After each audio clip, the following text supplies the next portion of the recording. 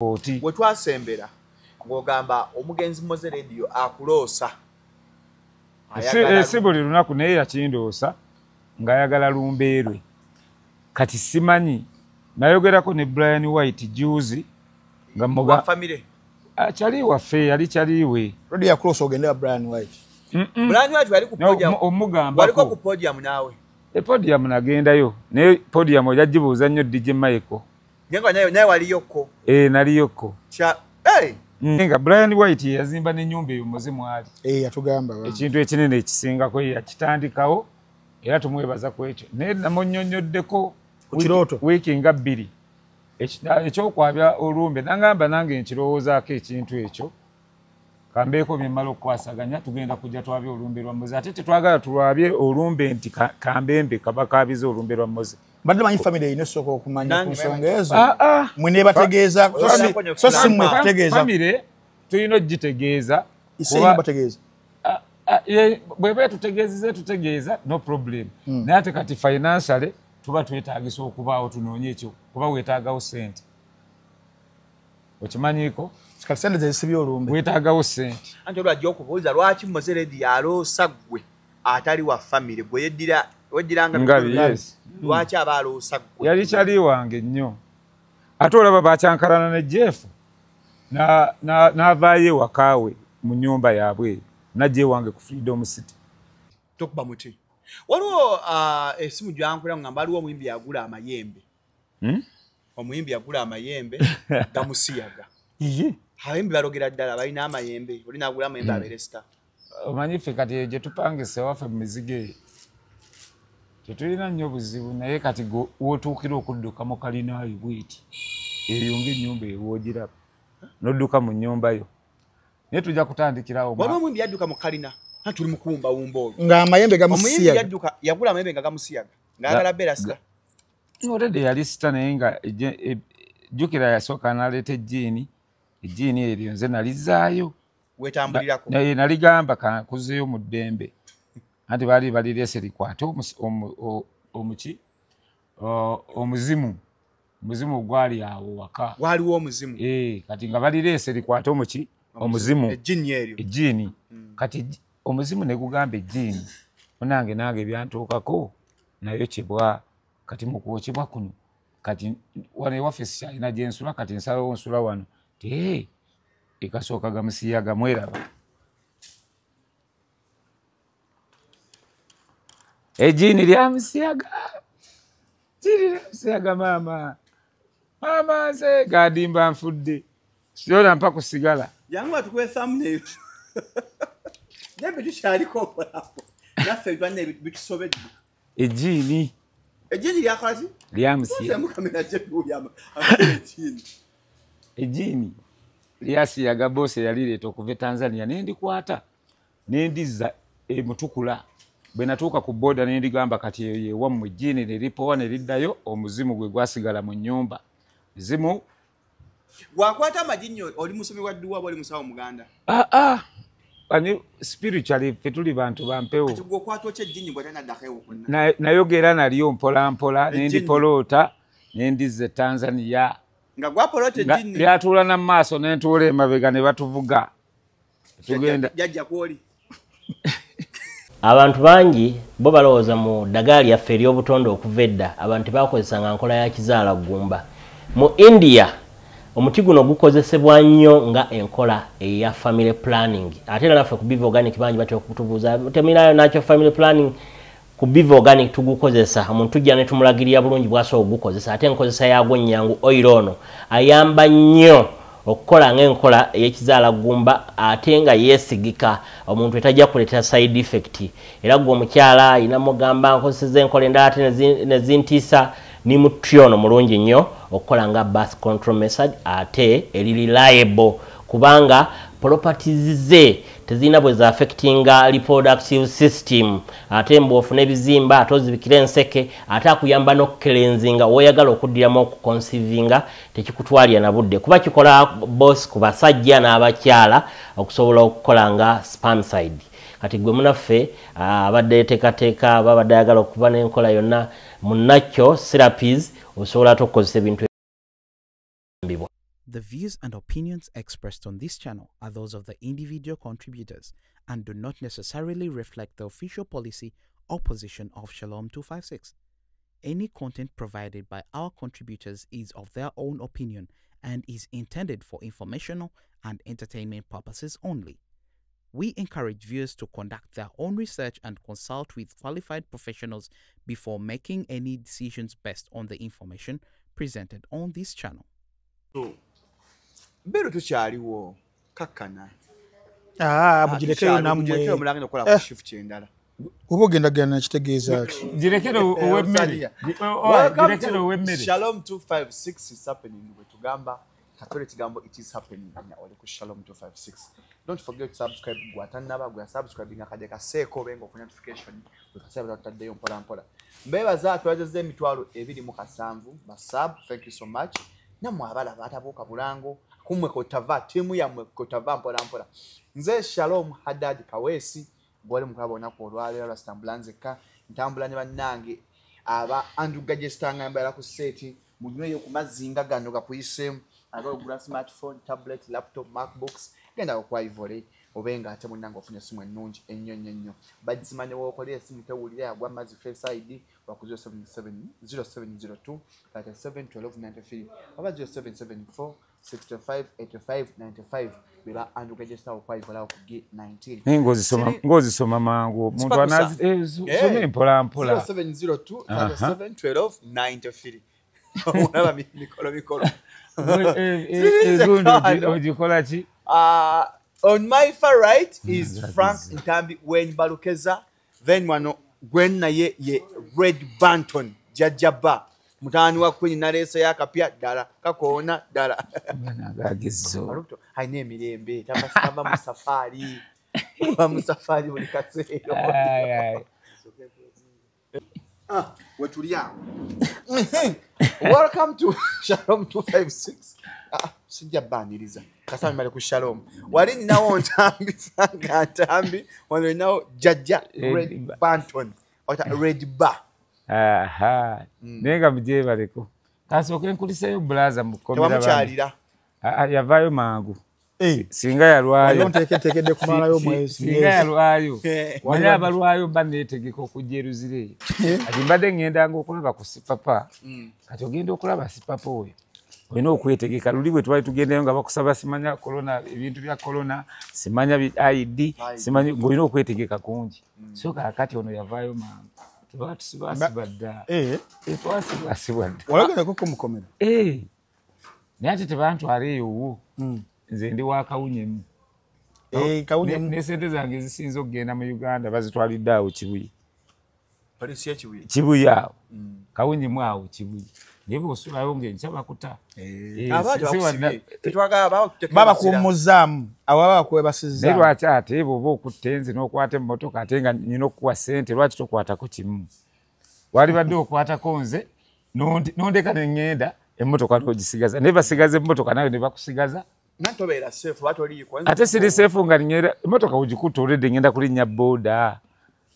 Okitegedde? Oba ogera kulinnya booda naye byonna byebyo lwakuba kati kaakendeera. Kakawunyemu. Kati owulira emirembe.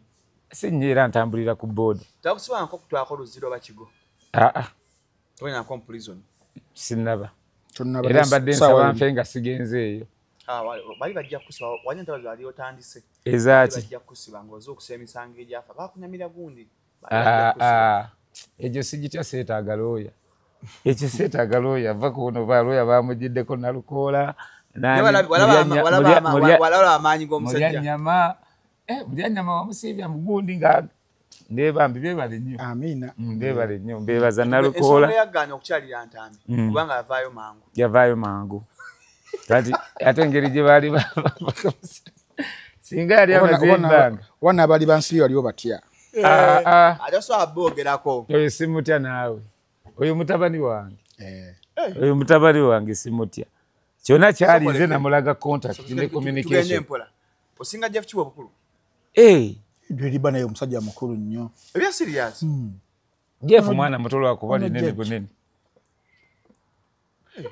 Nyiza okuba musingako omwaka nga gumu sibbanga ddene. Ate ne we yagenda wonna nze namuteekawo. Yamu exam music promotion bichi ya. Nze namukwasaganya ne Chameleon. Oyadde muyiribi wa wino was era bondabye olanga ebintu bya Ivory Plaza mbadde manyi golangira business. Kuba yatundiranga kwa masimu kwa Ivory Plaza. Jeje atunda kama simu. Kwa Ivory ekyo kizimbe mu Kampala ndoza kyensinga okutegeera Ivory. Kuba DJ Rota yakoleranga awo. Na naffe tuyinako office yaffe. So kati njitegeera bulungi. Oba bagikyusizaamu simanyi naye nga ngimanyi. Tebannagikyusa ekyalo. Toyiwe yaliwo ekyali. Ero osooka kulinnya mpola ku madaala o second floor twalina edduuka lyaffe. Nga lyaki? DJ Rota yali asalirawo music. Yali asalirawo music awo. Ne Gerard Vibration ne yabeeranga awo. Gerard Vibration omumanyi?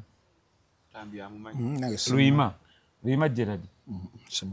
Vibration, vibes, promotion, vibes production. Aina ebyuma bya sound. Yagula MM eri wali ekabuusu. Pub. Yagigula biseera bino yaliye. Yagigula buguzi oluvannyuma ndola. Biseera bino. Banga siddeno. Naye waliwo nannyini waayo yali mu kiga. Gwe tujjukira oyo wabeerawo ebivulu bingi. Kati yali mu kiga ndoza bambi ebya sente ne bitagalatagalamu. Gerard kati MM yali amaanyi. Pub ekabuusu. Yeeyo. Yali amaanyi. Street eyo yonna kwambuka Lubaga Road White Pub. Oboona yali luddawa. Awo Lubaga. Pub wagikubako naawe. Eyo mpya nnyo naawe. Yaperformingawo kondo. Eyo mpya nnyo. Bakubuuza Suzana nakulabye. Bakubanga Suzana. Nairo ne Suzana. White Nairo ne tukubako ku Suzana. Wangi. Ne tukuba ekyengera, ne tukuba ekajjansirivono, ne tukuba wa. Ku Viki enekiwa. Ekireka bweyogerere. Ezo ne bweyogerere oluguudo olwo tunanga tuzeetoolodde bwetu. Nabadde ndaba show Farouk Sakozo wagose Plive omumanyi omusajja oyo Musiraamu. Mulaba. Yadde akyazizza Jajja Tiger. Kirinya bigo. Jajja Tiger nga alo yatuukidde yambuuza ku Red Bar. N'agamba toyo yali wa kabi nnyo. N'agamba gwe wasooka okuba Chameleon ennyonyi ye yasooka. Kana ekintu ekyo bagenda mu America. Ate nga watukinyumiza luli ogenda e Bungereza rather. Nga wakitunyumiza luli. N'engamba ekitegeeza abantu babeereyo ng'amannya mwagakola ne ganogera ddala. So kye nali gamba nti weeyise bulungi. Bw'oteeyisa bulungi oluusi ensi egunjuza muliro. Kati ate bw'oyagaliza n'atakwagaliza akyakabagamba akagamba ako. N'atakwagaliza n'omwagaliza. Ensi tulaba ki? Ndabe. So kati abantu abamu bateekamu abantu emitima emibi. Ne batugobako abantu. So era bw'oba okoleranga ate omuntu ekintu, tokikola nti ojja kusuubira okuddamu okukuyamba okukuddiza. So okolereranga Katonda. Ebya Katonda bya Katonda. So bw'okolerera Katonda yamanyi engeri gy'akusasulamu. Shalom okiwulira. So kaakati awo. Ensi tulina okwagaliza naye ate betwagaliza ne batatwagaliza tukikomye. Abantu betuteekamu mitima mibi. So kati Jajja Tiger oyo musajja ba Kid Fox, ba Fireman Kakokolo, bantu bangi betwabeeranga nabo. Naye nga buli omu ng'abeera yekka. Kati buli omu okubeera yekka twesanga bwesanzi ku Marvin Nateeti. Babaawo DJ n'alyoka atukubiramu instrument awo ne tulyoka twetwala. Kati Jajja bba naawe erinnya lyo lya Banton. Influence yava Jamaica. Yes, ku Buju Banton. Lwaki mwali mwagala Buju Banton abasinga? Buju kyakoze ensi bw'ogenda omukeberako abantu abamugoberera mu nsi muno. Bangi nnyo. Baayagazizza okuyimba. Ate ne Buju oyo ayina eyamwagazisa eddoboozi eryo. Kyova olaba Bebe Cool, Bebe Banton. Ragamafini Jose ne Chameleon. Ragamafini Jose. Kagugube Gadimba. Oyo naye Kagugube Gadimba. Kagugube Gadimba. Nayo yali nickname yera. Si nickname manya amatuufu. Si gwe Frank Antambi. Kati genda obuuza amanya amatuufu. Kagugube Gadimba. Oluusi muyite mu Japan. Saa kogera linnya lyo musajja. Owe Seguku. Kagugube Gadimba. Limwe lyakika. Mayanja sirirye. Mayanja lya kitaawe kati gwe bakuze bazaala bampita Lubega Tony. Kati Lubega Tony ningatako Red Banton. Kati bwengata Red Banton kati Kagugu Begadimba abatono nnyo abagamanyi. Gangabi. Kagugu be lyangabi. Okiwakanako Obuganda bwo butono mbubuusabuusa gwe kankwesonyiwe. Kagugu be linnya lyangabi. Gadimba linnya lyangabi. Eri omu Japan lyali lya jjajja. Kati nga nayagala nnyo Buju Banton. Naye ng'ayagala Buju. Bonna abayimbi abasinga bajjira mu sitayiro ya Buju. Kati ate ne Buju alina gwe yeegomba amuyita Bulu Bantoni. Mwa Jamaica. Weewaabwe era yamusookawo ye. Era mukulu akyaliwo. Bituufu mu Buju Banton yajjako wano n'agenda ku ngalo ga Gondi Gamenton Sana. Enateete. Sikirowooza. Gundi yabadde akinyuma era. Buju yajja mu 97. Yajja mutu ne sama ya Fabiri kyenda bona basama bali bagundi bona bera bali bayita ba student ba Buju kubera yakuba so Menton Sama sirowooza nti Buju yagendayo kuba Buju yali nnyo entebe kyetulina okubuuzaako Peter Miles oba ne muganda Peter Miles yennyini kati ate oyo yagendako nabo yagenda ne maama wa Bob Marley bwe yajja wano n'abula n'agenda oba yali alaze luddawa koko Bantoni koko Bantoni yes ne Ronnie Bantoni ndozo ulira Buju abantu bawuliriza nnyo Buju so kati kyobaba obwa king tabwagala yali awagamba I'm not a king ati Shaggy yetera mugira nnyo ndoza Buju yasinga okuyingira Shaggy alinawo wano Shaggy we omu mu Uganda era ikamiri waliwo Shaggy yayimbiranga mu bandi wano bagiyitangani yayimbiranga ku Ntebe Road okwo naye ga yayimbira ddala nga Shaggy Mr. Bombastic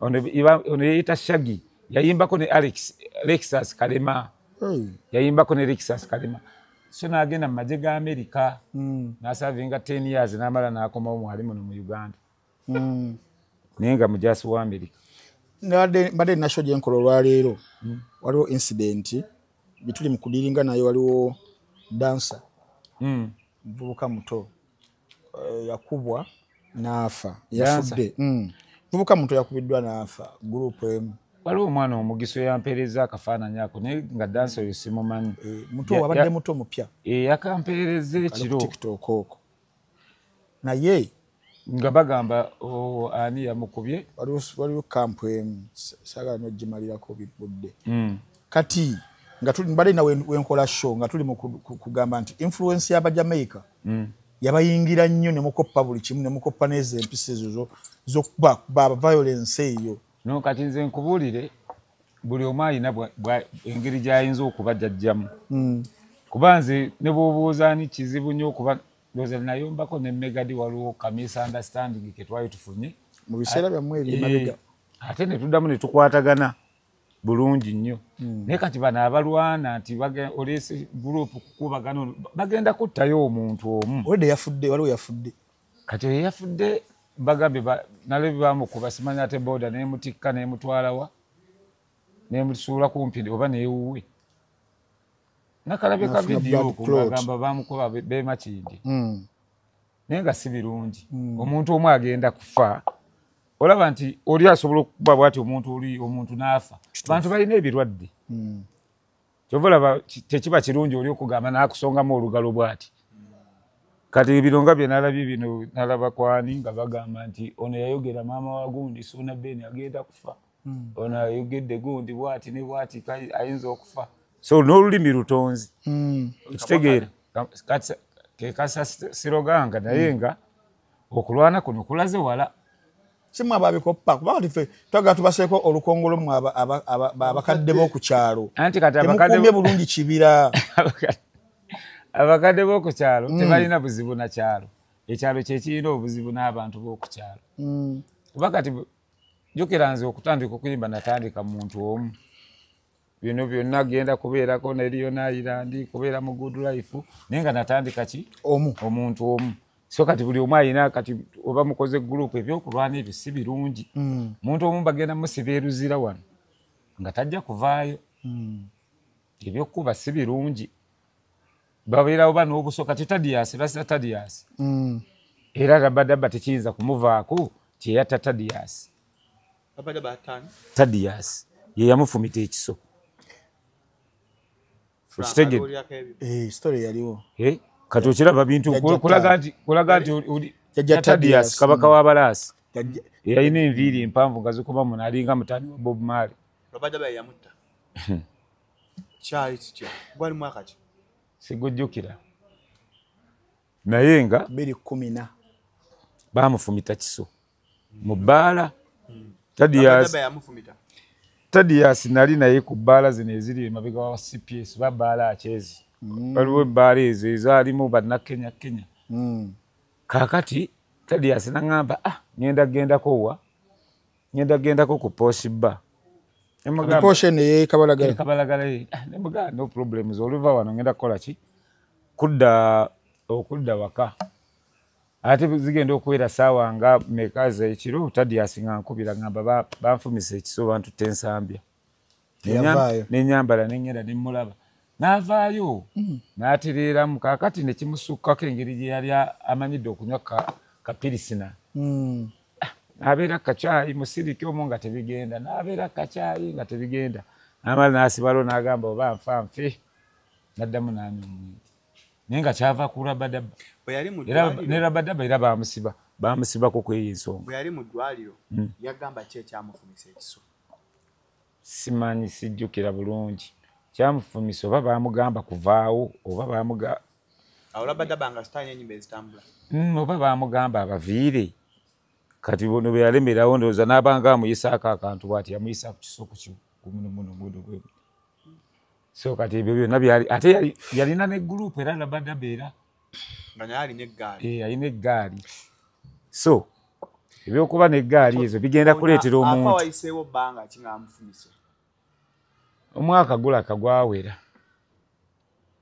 complication yava ku incident eyo yes n'akasajja ako nako kateeze nja banyumiza mujja kutya Tadias yes Tadias nga n'ebyomufumita ebyo tebinnabaawo yateranga okujja ewaka olumu nga enjala ennuma sigenze out Tadias nga ndeetera ekyokulya kati okundeetera ekyokulya naye lumu naŋŋamba okimanyi bwe munaaba mugenda okunziika mujja kunninda nga mbaga nti wangi mujja kunninda nga mbaga era Tadias bwe yafa twamulinda omulambo gwe tugende tuguziike ffe twatuukayo nga tugenze guziika ne gudireyinga e Kampala ne mbagamba omusajja kyeyayogera kitukiridde simanyi ate ebbaluwa za gundi ne tulinda Tadias ku kyalo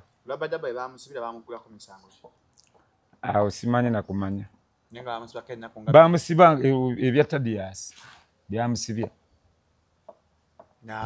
kitegeeza omuntu yeefiira omuntu tamala gafa nammwe naye walinako eggaali nze mwennyini ne bonsanga wantera kutambula na kyali wange ogwo wonna wembandazi bensangayo oba kukyava nti tolina bugabirizi busobola buvujirira ggaali kuba eggaali yeetaaga ssente anti eggaali ya ssente naye batwala bintu by'abandi gaali zitwala ebintu by'abandi okimanyiiko so kati okwewala ebintu ebyo byabadde obwomu nebwemba ngenze mu lubiri kuyimba ku nkuuka ngenda omu abo kati webakkuba baani eryo nga ndyesootingira bwebakkuba okola otya baani kwali nakola mu gavana era ng'oli wekka naye kati jjajja bba ebakkuba kati mu gavana omwo mwe musinga security mu Uganda gwe wali olabyeko omuntu gwe bafulumya mu gavana nti atamidde bagambe tebanywa mwenge wali olabyeko nti bawunsanga bwolaba amabaala agamu ne baleeta omuntu nga bamusitudde mu bbanga mu gavana sikirabangako ebbanga lyenjikubyeko so kati gavana teweetaaga kati mu nkuuka ogwa mu ggaali y'abali sobola okwerwanako baani abavubuka b'effujja ensangi zino kati bwe mba wakufuna ggaali nsobola kukwata abajaasi awo babiri ne mbagamba mumperekere bensanzeyo bali awo kati njagala twogere ku Menton Summer, Kid Fox, Emperor Orlando, Jajjabba ayo naga Zigidi Mike ya Zigidi Zigidi oyo oli mu generation yemu olaba tunagutaddemu atalina bbamu kati Bamenton Sama baragadi be batusookawo ate jjukira be batusookawo be basooka okulikodinga ate nabo tebasooka kulikodingira mu studio bafunanga instrumento ne babaako bagenda ne balikodingira ne bakwata akazindaalo bati zenyimba za Menton Sama ezisinga zaali zaaki olwo omuntu yakyogedde nawe example kabujo kadde ku TikTok nago limba recording lwali olu lwayimba ne Emperor Orlando wasirikawo baby ate nakyo kyali kidongo yakubanga kyali kidongo yawa example ya Mark the Urban some interview ya watched kabaga Menton Sama ngalinga Mark the Urban nga omukwasa wana akazindalo ku instrument abakuba nabo nembu tewali recording nyimba yali recordinga kezimu maybe singa byali zi instrumento z'abajamali zali ntono nnyo Dungeon yali ekolaki Dungeon eyo ya Sematini yali recordinga naye nga arecordingira abantu baawo ye yaleeta production nga yagala kola n'akolanga zituwa oba mu masomero oba genda kola bivvulo oba ku Lido Beach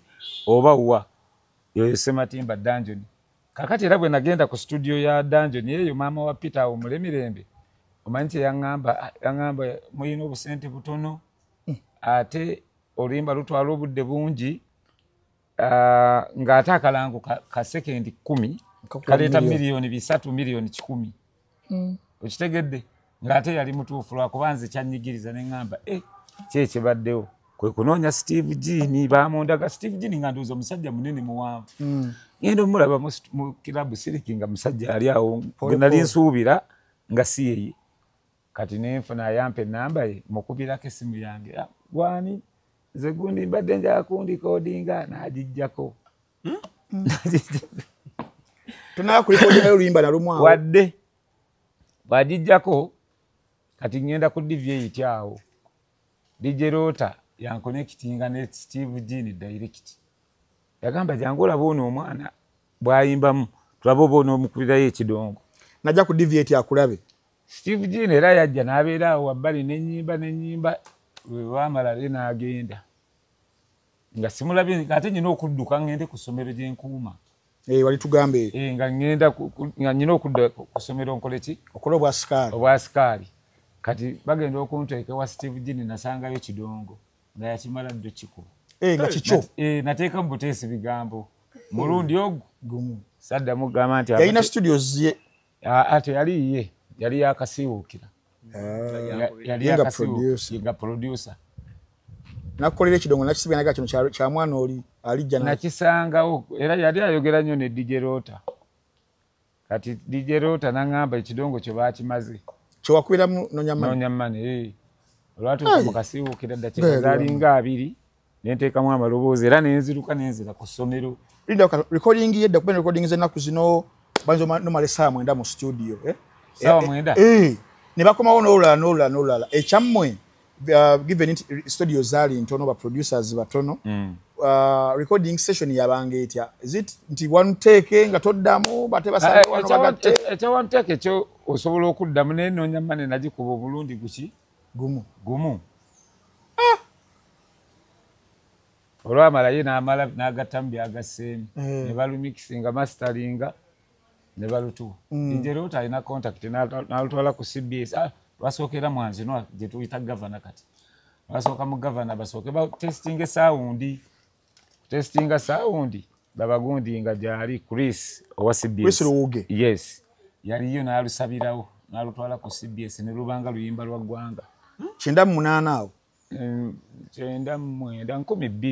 12 atandikiriza leero kyakumba ngenda nga mbuvaako mpola kuba essomero lyakyuka baali bandesengera nkolerawo parking yange essomero makinde secondary bwe yakyuka n'egenda eri kati weeri wennyini wano abaagulawo abaapangisawo ne bagamba tebakyayagalamu parking ate nga nange eno ntandise ofunayo kasente akasinga ne ku parking ne ŋŋamba obukuumi mbusudde wansi katono nnyo before kuba oluyimba olwo ogamba olukuba 12 99 ngagenda kugwako akaseera akaali awo ak'okuyingira ekyasa nga mwe muli n'ekyali kitambula nti ensi egenda kuggwawo gwe watuuka akaseera nawe n'oli ebibyo n'otunda ebibyo nti tugenda kunkomerera nayambalako obugoye bwange bwonna obulungi Esegwewo ngo yabadde obugwe bagamba ebintu ebyo byabayingira mu mutwe kyensegwawo egenda kuggwawo anti bagamba mbu Yesu yakola bw'ati mu 1200 nga kitegeeza wagero yabyogera wa Yesu enoonye mu Bayibuli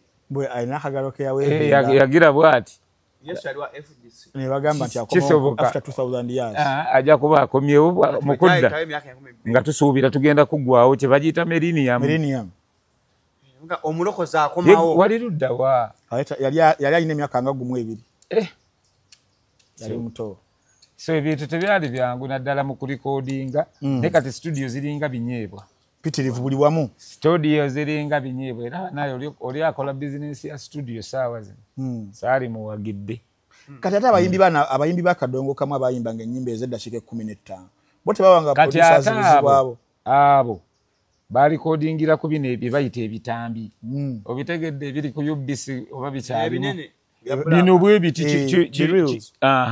kyetolola eri ne kizza eno kiti kati awo ani yali akirina wane Kampala studio wezite studio ezo nabiraba ku gundi nabirabako mu UBC ne wane balikodingiranga nnyo Kenya Kafeero nga bawo nagende Kenya balikodingiranga nnyo Kenya basooka okulikodinga nga bakase music recorders tebannajja nabo era balikodingisa ebyo babasudde era bw'owuliriza ennyimba z'abasudde waliwo waasikira omukka waasikira omukka nga baali badde bakatemamu butebi ku kompyuta naye nga alina kweyongerayo kati bw'ateeyongerayo mulina okubiddamu bikube bupya oba bandi nga bw'ogirabawo ow'engoma bwakuba ziirooloso bapulakitisingira ddala ne babanga abali ku show bw'okoleramu ensobi yonna mulina kubiddamu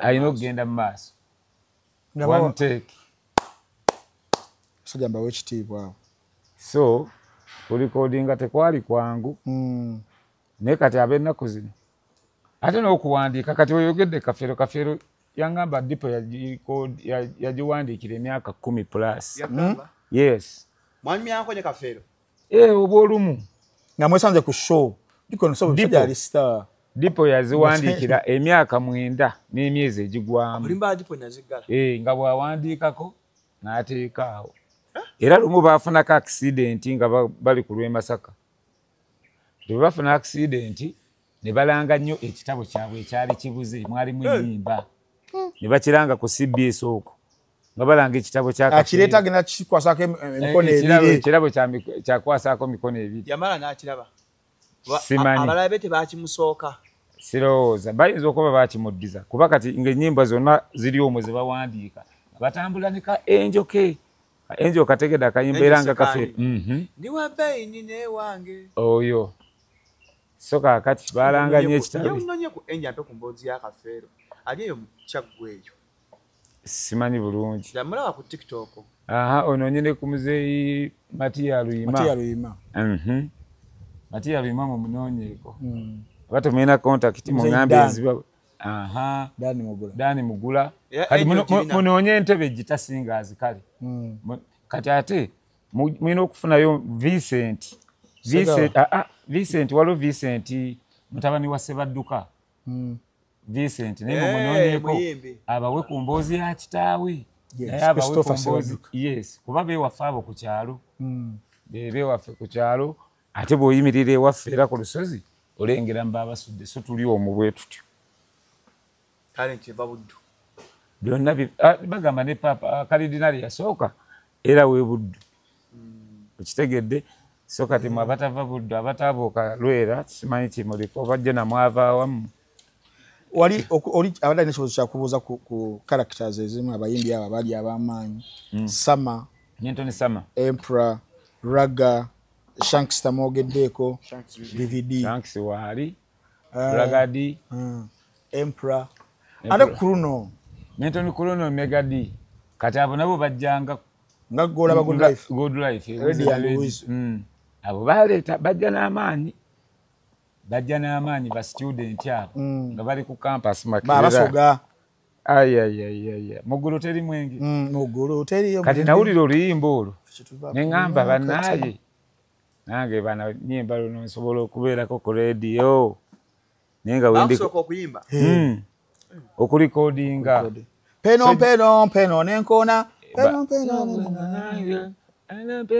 peno afande Megadin kutumiddeko jali mu America musawo champion Mavini mwe namba tumiddeko ubona bachali bange nno so kakati music simu wangu era ne bana abaliwo bali tubulira history ebyaliwo nengo okulwana ko kukoze eki kususse omagenda kola kasoka owulira kaso ako ogenda okuba omuntu akufiire mu ngalo nga buli omu alaba kati gwe mweyo period wofulumiza noonya mane omaze okugifulumya tewaliwo competition eyo yamanyi kukuba bikono nti teruyitawo abayimbi abo wasangawo abali bali established what was waliwo alima owekimbeewo waliwo alima owekimbeewo Sha Mustafa waliwo njagala dance jajaragadi njagala dance mama ekidongo choro mama omulabi jajadi so a chance nayo already yaliwo ngana kayimba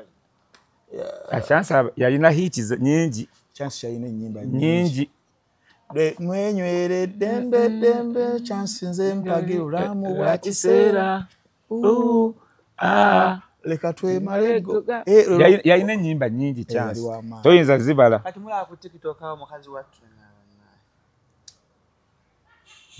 mula ku TikTok awo nga abere TikTok yeriko kati akolezi olaba yese tinge simu naveri ushambada noka ngati bachategera ushambada abnaye jali na bamwetaaga bangi fa bakadde kati abatonda mwe mugenda kukula n'abatoba bakapeke n'abakulu katukule n'abakulu bafe amafe wetu y'abakulu bannammwe okitegedde abaana bazibu tewali buzibu naye kakati anti jukira fiki anyabe yakuza ne bagana okujjanga abayisi be yakuza jukira fiki fenbe twazinanga mu high school kutama abaka bagenda bweru bayinza okuba bagenda bweru kati okimanyi nti Honorable Mukasambidde nze nabayimbiranga ku campus emakererawo kati emyaka gyenyina okunoonyerezaako gwe yaliko nkutidde era nafande tumwine yampitako awo era emakerera okuyimbira simanya baali baawa era ba ku campus okwo naye gwe talinaako fujjo okutabanga okuba engumi obamu n'entalo gwe talina ku ntalo sirina lutalo olwokuba wali mutono ng'oli mumpi otyo okukuba ebifujjo sibikuliddeemu kati abakuze n'effujjo kati oyo Gadimba lumu twamugobako kazindaalo kafe yajja okuwamba akazindaalo Gadimba owulira mu 97 ne tukamugobako weyagambira wali mwanyimanga microphone ekigambo ekyo oba mu luyimba kimwe yateeka bagobanga ku microphone yali aweereza eno obubaka obadde otya oba mwe yagambira bus corridor twamugobako kazindaalo omanyi gwe okubeera nga mweba MC ba ku disco ate olyazaaba wambi etugamba kyendamu munana nasabazi mike ne banyima zi mike keeko kati Bebe Cool ate ndi mu kukuuma wano ku Makindye secondary awe nali nyinawo parking awo Bebe Cool ajja n'enviiri zigize yayina ebibiri webiti ayina eddoboozi ddene likoma muli nejjukira ffe twategesa akadisiko ako ng'owulira kavugiddewa ng'owulira kavugiddewa ng'okola ki ne Bebe tumugambye eno disiko yaffe oli mugenyi tojja kutumanyira tugoba gundi yaffe yali sita ebiseera ebyo ng'atandiikiriza kuba teyalina n'emmotoka era yalinnya kagaali awo naye nga bagamba mwana wa minisita waliwo kakyali kange ke nakolanga nako bakayita Andrew ko kaali kabamanyi nnyo oyo mwana wa minisita naye abeerawa naye vugira ngagira kagaali boda gaali ebibiri 10 n'emusuula wali ndowooza ekibuye wali n'alinnya takisi emukola ki emwongerayo teyali nnyango so kaakati gye mujja ekintu eyo mpolampola n'abalala ndowooza balitandikira okwo ne babongereza okwo naye Gadimba mu mugambe singa saali mugumu singa ndi mu ntaana bye yakola tolooza byali bivudde ku nsi ani alyogeddeko si gwe alyogera kyeyakubako nti akubye luyika takulanga kintu kyonna kati tuje tumubuuze ekyamuzza mu ssabo.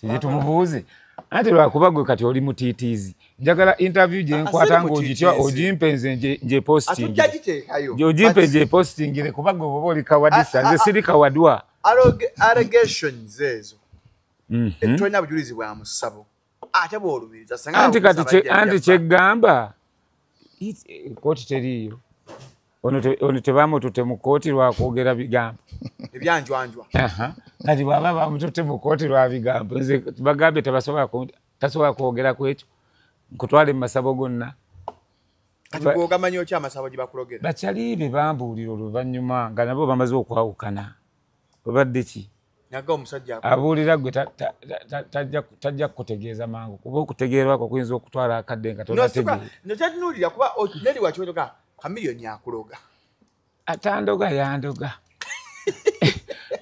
kati genda obuuze kireva gye bw'oyogera erinnya kamiliyoni ajja kudduka emisinde kireva gye yavaako teyavaako twagenda mukolako interview bwe mutyo bwe mugamba yavaako kuki twagendayo mukolako interview kala chumbe kati ye bamulogera mu njiri chimbi biri mukama yebazibu ye bamuloga bulungi bamulogera mu njiri yakola ne tibyo jogo lyafuluka nekifuluka tokiraba siddogo olumu katonda yiba naye olumu enyimba ziggwako kati kyali sita booking ziggwako chogama ne Shanks video abamu ne bamuloga Shanks video musajja yali wakabi Shanks ate olwaki mumulese togamba bano bantu baffe Shanks oyina mubuuza kati Orlando Milton Samaragadi kati oyina okubuuza Shanks kakwala Ragadi yali bulungi Ragadi yali bulungi olwokuba alina olubuto Ragadi yali bulungi toddangamu mwogerako ne sekendi nemu ali buki ka Shanks video yaliwa ate kali buli omu abeerewo kati Shanks yamanyi gyendi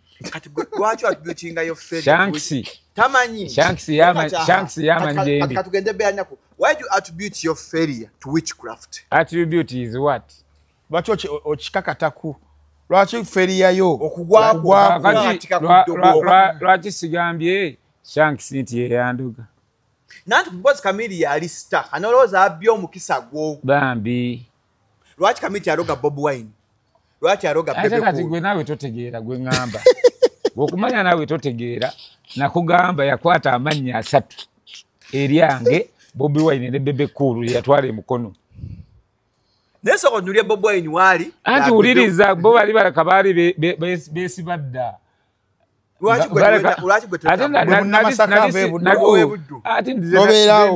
freestyle nga simanyi ate empewo zali baddewo naye ate kati kyaliwo nga tomusuubira nti ayinza okukola kino okitegedde naye kati nkubuulira amannya yatwalayo amannya ameka 3 Red Banton Bobi Wine Bebe Cool n'agaziika bazika batya amannya yasimenya yagaziika mu ttaka nga gawandise babikola kati gwategeera otya nti babikola nga tebabikola nze nkola story za naye abantu basinga wanya buli omwimbi aliko wakabi na sesetuka agamba ddogo nabe jagalo zika kakati basudde yagamba singa teyali mugumu singa yali mu ntaana ani yali amuzoganya kasozi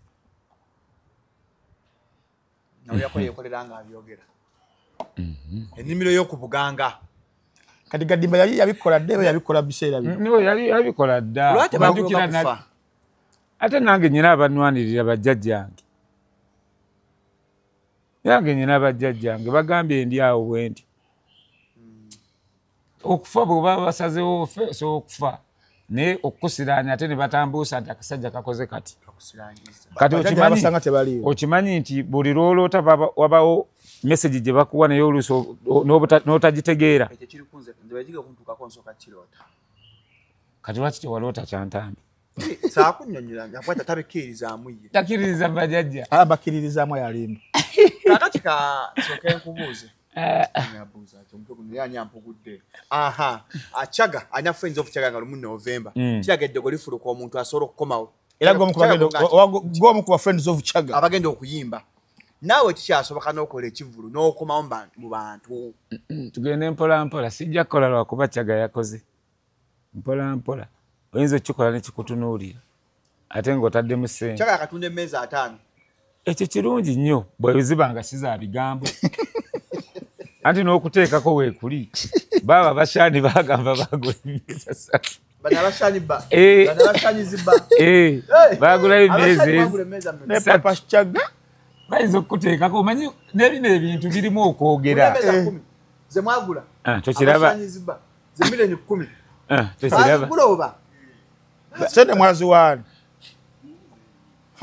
mubuuze Chaga bawe ku sente embeera nasanga mu Chaga teyalabika nti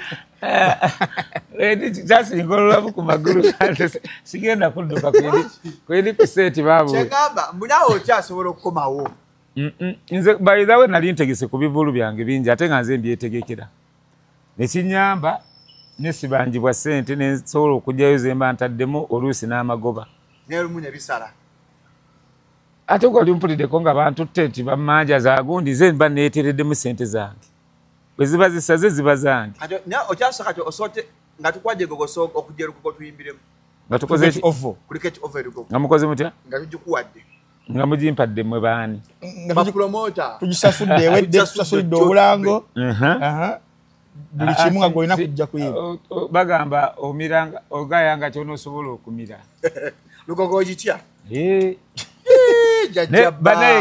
ng'ennaku z'omwezi 21 tugenda kuwagira King Saha ali lugogo November tuli lugogo 360 abaana bagamba mu comment mugwa munyogera doda awoma tewali buzibu kasaka tewali buzibu nati baba labanga muli mukunkoko goleta dodo ogwa kudoda awoma olonda dodo ate kati okufumba simanyi ne doda ne mokunoga simanyi kufumba bana ga mu comment already ba mbya machodo ekinawo nakukundi kutoke emere eba yaffe yakulya kati eba na buzibu kati wadda mu King's Empire King's Love Empire bonna bakyali bange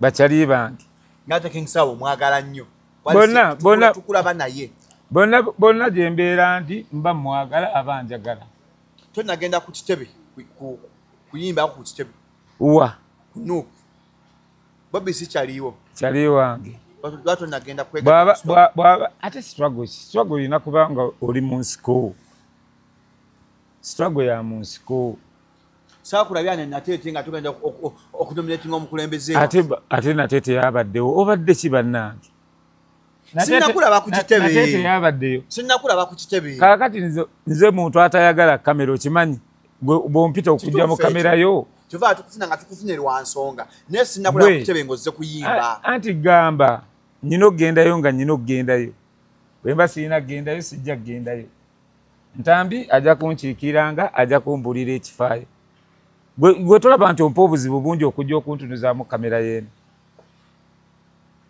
era leero ŋambye leero kyonkoze nvudde ne mutulo twange navudde ku lumbe kiro ebanyenga bitala ebyani ayina olumbe yasuze mu lumbe ne leero baluli bungereza yafudde ali bungereza ne bakungu bagalire balina okukola ku gundi bagenda mmuzi bajja mmuzi naye tekiba kyankya okujjako omuntu eyakola rekodi ekamize wava mu nnunga mutabani waafudde omwana bamuzza mu nnaku 3 eyanguwa nnyo tekibangawo kibayita sente byalimu ne kontakiti byalimu ne kontakiti Katumba wamala ani minisita wa transport we twasembera ng'ogamba omugenzi Moze Radio akuloosa si buli lunaku naye yakindoosa ng'ayagala lumbeerwe kati simanyi nayogerako ne Brian White juzi nga muga famire kyali waffe yali kyaliwe rodi ya cross ogendera Brian White Brian White wali ku podium omugamba waliko ku podium naawe podium nagendayo naye podium ojagibuuza nnyo DJ Michael nyenga naye waliyokko naliyokko wamalayo bbanga ki nze byange gambye byakugwawo kutegulawo kinteguddewo Gadimba Kagugobe kati mwalingayo mutya akola twali tukyabongamu ndowooza ng'akyalinamu ku respect nga ne bakyali be tebanaba kwawukana nnyo naye nga Brian White yazimba n'ennyumba eyo muzi mwali yatugamba ekintu ekinene ekisingako yakitandikawo era tumwebaza ku ekyo naye namunnyonnyoddeko wiiki nga 2 ekyokwabya olumbe nangamba nange nkirowoozaako ekintu ekyo Kambeeko byemmala okukwasaganya tugenda kujja twabye olumbe lwa Mmoze ate tetwagala tulwabye olumbe nti Kambembe kaba kaabize olumbe lwa Mmoze. Mbadde manyi family erina esooka okumanya ku nsonga ezo mwe nebategeeza so si mmwe kutegeeza family tulina ogitegeeza bategeeza bweba tutegeeza no problem naye ate kati financially tuba twetaagisa okubaawo tunoonye ekyo kuba weetaagawo sente okimanyiiko kati sente zesibye olumbe weetaagawo sente anti olwajja okubuuza lwaki Mmoze Radio aloosa ggwe atali wa family gwe weddiranga lwaki aba aloosa ggwe yali kyali wange nnyo ate olaba bakyankalana ne Jeff n'avaayo ewakaawe mu nnyumba yaabwe najja ewange ku Freedom City n'abeerako n'asulawo ennaku 2 okitegedde era ne bwe yamala okufa naddayo nga tumaze ebbanga tuvuddeyo wiiki nga 2-3 nenzerayo ne mu Bugamba mukadde radio yandooseza bw'ati ne bw'ati gwe yakuloosezaako n'aŋŋamba nedda kati namala kuvaawo ne wayitawo ebbanga n'aŋŋamba nange yaze n'andoosa bw'akuloosa nga akamuzi ka 3 weeks yagamba ki ebbanga ligenze sikyabijjukira era lumu namusanga enaŋŋanda awo ng'ayambadde akagateke kawanvu bwe kati kabajaasi amusangawo enaŋŋanda awo era mu kirooto radio tomanyi bwe bayambukiranga bagende waabwe mu kizungu naŋŋanda ewabeeranga ogutyawo nga yali ayambadde atya ng'ayambadde ekigatto ki kyabajaasi wano naye nga enyirira bulungi nnyo bweti n'empale yabajaasi wano ne sleeveless yali saati but t-shirt nga katono ali smart bulungi n'amala naŋŋamba ndi bulungi mweraba n'asiibula n'agenda kitegedde byemu ku byoto ebyasembayo ebyo byojjukira so takulosangako ku gadimba kuta ebyagadimba ebyo yanga waka Mmoze Radio akuwa ennyimba akuwanjikira ennyimba mu birooto ebiyimba lwakuba sina recordinga naye ndongo yalo twagikola nga Mmoze yali kuwanjikira yampa kolasi bulungi n'ennaku z'omwezi naziwandiika kati bwe naaba ngenda odduta oluyimba olwo mujja kubawo abanaabeerawo nga luteebwa ne date naziwandiika oli waffe ne date nazikola ki naziwandiika we yampeera oluyimba olwo kati okumanya yalumpa n'aŋŋamba n'engende wa producer asooka tulutandike n'akomawo n'aŋŋamba nedda kozesa oli Derek Pro ate akube afrobeat omulundi ogwokubiri ku luyimba nga bwe nanyende woono n'aŋŋamba jangwe woono kitegedde era mu kirooto yasooka najja leero nampa oluyimba nenduwandiikirawo ng'ovudde mu kirooto yes ng'okyabijjukira ekiro ekyo nembiwandiika ne bibeera awo kaakati ngende wa producer tutandike n'aŋŋamba ojja kukozesa Derek Pro ate akube afrobeat Derek Pro amugambira wano nnyo Derek Pro namugambye endongo yagikuba bintu bya birooto ndowooza tubasiibule tubasiibula tujja kubuuza lwaki alwa gwe yayimbanga naye ani gwe yayimbanga naye lwaki gwe yalwa ate kati simanyi oba naye amuloosa oba tamuloosa kati simanyi kisoboka kuba ayinza okuba taloosa nzenze kaloosa n'abalala okimanyiiko kisoboka so kati ate nga nze bwenjogedde ate oliyo omulala tajja kwogera nti akoze bw'ati njagala nkubuuzeeyo ekintu kino twogedde ku radio kuva 2018 waafa tuli 2025 equality y'endongo ng'eserebye mu bayimbi b'amaloboozi what might have been the reason eyinza kubeera ki ku nsereba ya quality wa music after radio kuvaawo industry ng'eri ku kaserengete kirira ate mugambi gadimba gyali music era radio bwe yagwa yakkamu kati omwafu obutuse kati naku zino gwendabanga akutte endongo eyo bamuyita King Saha yakutte endongo eyo bagolaba mu mwezi n'atamu ennyimba 2 ate ne zifuuka hit okimanyiiko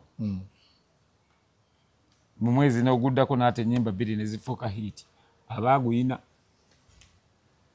naye nga yo bantu bakuba nnyimba za vibe Okimanyiko Bikira Maria mpiji ku bifondo nezo from tokirivu alirooza uli alirikisi ze baleeta kati lirikisi ezo z'oleeta zigenda kuzimba ky'eggwanga era bajjajizi n'endongo ebikira Maria ku bikondo simanyi ebyawa ekomawo okubuuziza mmwe zazimba ggwanga ki yazimba eggwanga ekigambo kye bayita noonya mmane kati gwe ki ekikuzunza n'essimu eyo toli mu kunoonya ssente ate omalanga ensempola ku speed sinyiiga nkyakubuulira noonya mmane kitegeeza message kati professor ambassador wava muno yamala kuwulira binoonya mmane n'ampita naye nga bangi n'abakozi be tebamumanyi oba tabamanyi namannya naye aganga agamanyi Lubega Ronald tagamanyanga atamanyi Red Banton omugamba ebya Lubega ayinza okubula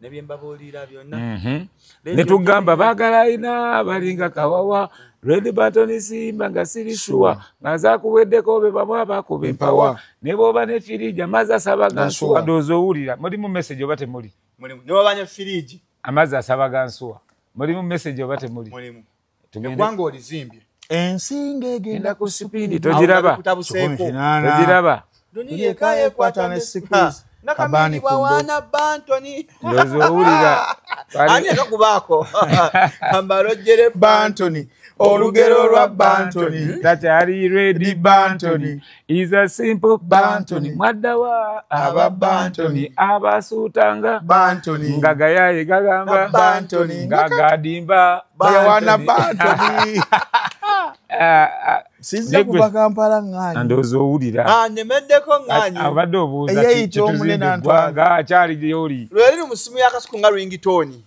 kakati oluyimba olwo n'abamango banziba bannayenze nyina ebizi mango kiki UTL yafuka UTL kwali toliiwo bannaye eyo kakati nabo banziba batya akayimba ringitoni ne babukozesa ne bagamba tebabukozesangako kola back tunes ezo ate nga kasuku lwakozesa ne ŋŋamba bano mbavuddeko sina kyabbakolera twafunayo kasente mu kuyimba ng'oggyeko okuba ng'olina erinnya ki ekyakye weenyumiza kandi kyo nkifunye mu kuyimba ng'osuubira nfunyemu ki ng'oggyeko erinnya abalabe n'abalabe bajja kulwanyisibwa mundu ziizo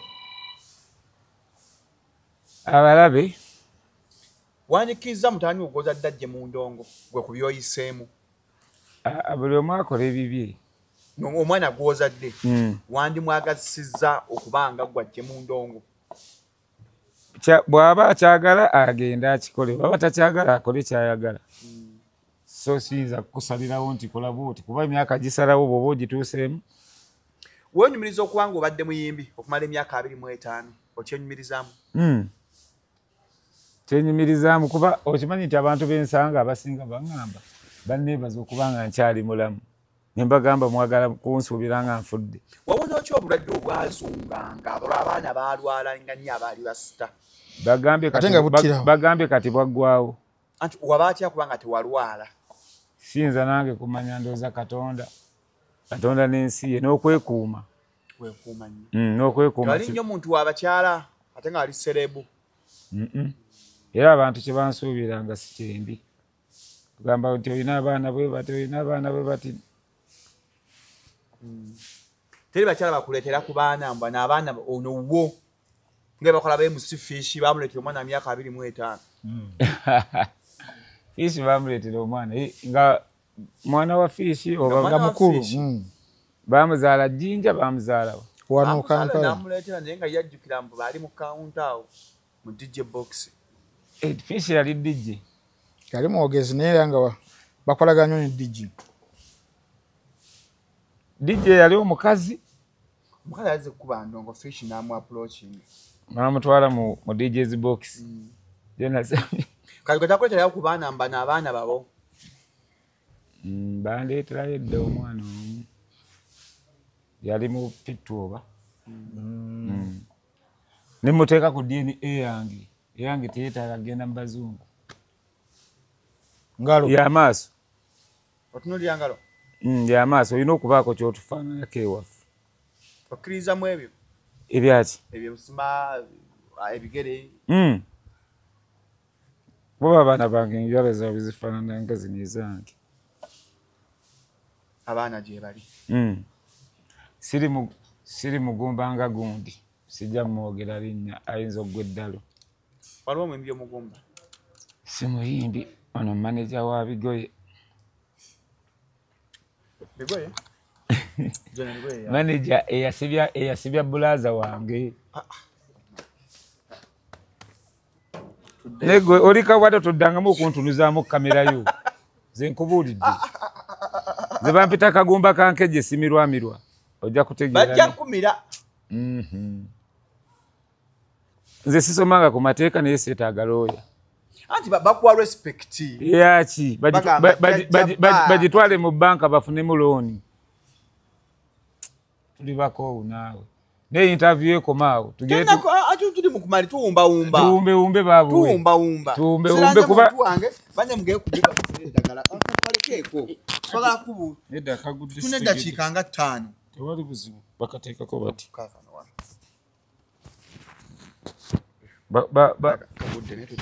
Bagundi bo tubakoze ekyo tubatumiddeeko. Basponsa bo leero tonna batumirako. Ogenda ku Beef Organic and Natural Health Product basangibwa Mengo Opposite Masengere. Beef ejjanja lisatulaga emmere eddagala kuba ku 0752602427. Twalayo maama, taata, abalina ulcers, sinuses, amagumba. Genda ku Beef Organic and Natural. No wisimu Ivory Plaza. Abagula smartphone besimu ennungi genda ku Andrew Gadget Store. Basangwa Ivory kata namba kanisoma empola. Bana MacBook, tablet, laptop, amasimu gonna amalonyo gakanika. Bagakimane ku office obewaka kwa ku 0702 37 12 93 oba 0774 65 85 95. Agala okusomera eddwa etina kalembe ngo ine bizibu bakuba katetambula bulungi. Ikizibu zengo oli muyimbi. Agala omukisa gwa betting. Naye kakati soko malirize. Kende busabala ku stage esembayo. Obenga ofuna eddwa ennungi okuva ewayatina kalembe kwa ku 0752 30 75 29. Abasajja abenyoma mu size Shalom Oil wali ne ka Cobra Plus abakwesa ku masturbation. Wanji 0705 27 197 omuyiso otya Shalom Oil nga yigwa mukola mwenyini ayongera ku size n'obuwanvu abasajja ofuukenga mudinka naye kati ate oli omukyala gw'ogambye asomeddwa kati waba akola kiba kitegeeza abantu balina okugendayo njagala kutwalayo bw'aba yeeranga oyo sigendayo ngenda gye bateeranga njagala kutwalayo tontwalayo abantu baliyo bakola naye nga tebamanyikiddwa kati fe tumulanga kubanga akola njagala nkutwaleyo asaba sente mmeka yesuwa sente mmeka wabwerere asooka kukebeera n'agamba tompa sente genda osaale genda ogule omuceere oguwe ebinyonyi bwatyo bwakola wangi yes walibadde wantwalayo eddogo lye bakuloga eryo njagala lifuluke ojja okuba Serena